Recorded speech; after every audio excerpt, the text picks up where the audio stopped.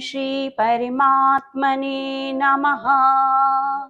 श्रीमद्भगवद्गीता अथाष्टदशोऽध्यायः।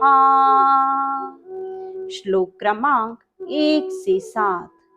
अर्जुन उवाच संन्यासस्य महाबाहो तत्त्वमिच्छामि वेदितुम् त्यागस्य च ऋषिकेश पृथक् केशिनिषूदन। श्रीभगवानुवाच काम्यानां कर्मणां न्यासं सन्न्यासं कवयो विदुः सर्वकर्मफलत्यागं प्राहुस्त्यागं विचक्षणाः।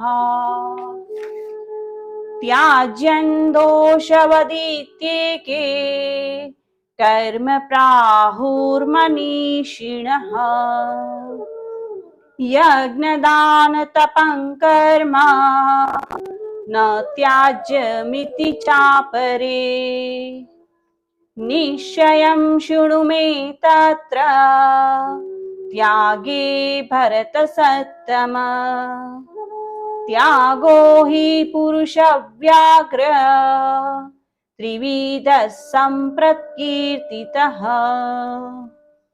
यज्ञदानतपं कर्म न त्याज्यं कार्यमेव तत्। यज्ञोदानं तपश्चैव पावनानि मनीषिणाम्। एतान्यपि तु कर्माणि सङ्गं त्यक्त्वा फलानि च कर्तव्यानीति मे पार्थ निश्चितं मतमुत्तमम्। नियतस्य तु सन्न्यासः कर्मणो नोपपद्यते मोहातस्य परित्यागः तामसः परिकीर्तितैः। ओम श्री कृष्णार्पणमस्तु। हरे नमः। गीता अनुवाद अध्याय 18। श्लोक क्रमांक 1 से 7। अर्जुन ने कहा, मेरी इच्छा है हे महाबाहो कृष्ण, कोशी अज्ञान के दैत्य माँ को मारने वाले, संन्यास के और त्याग आत्मसमर्पण के सच्चे अर्थ को भी और दोनों के बीच के अंतर को भी जानने की है। धन्य प्रभु ने कहा, ज्ञानी व्यक्तिगत इच्छा से किए गए किसी भी कर्म के त्याग को संन्यास समझते हैं। वे यह भी कहते हैं कि स्वयं कर्म को त्यागने की आवश्यकता नहीं है, बल्कि केवल उस कर्म को जो कर्म के फलों की इच्छा करता है। कुछ सिद्धांतवादी दार्शनिकों का मत है कि दोषपूर्ण स्वभाव के होने के कारण सभी कार्यों को त्याग देना चाहिए।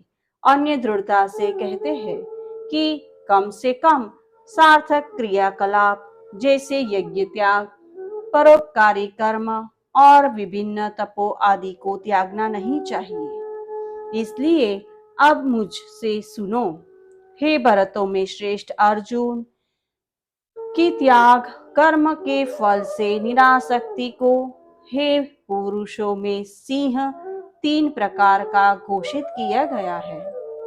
यज्ञ, अर्पण, परोपकारी कर्म और तपो को अवश्य करना चाहिए और इनको त्यागना नहीं चाहिए, क्योंकि ज्ञानपूर्वक करने से ये हृदय को पवित्र करते हैं। यहाँ तक कि इन आत्म उत्थान क्रियाओं को भी यद्यपि उनके प्रति या उनके फलों के प्रति बिना आसक्ति के करना चाहिए। यह है, हे पार्थ अर्जुन, मेरा निश्चित और अंतिम मत है। कर्तव्यनिष्ठ कर्म का परित्याग प्रशंसनीय या उचित नहीं है। चूंकि व्यक्ति अभी भी माया में है, उसको छोड़ना वास्तव में तामसिक माना जाता है। वासुदेवार्पणमस्तु। जय गुरु।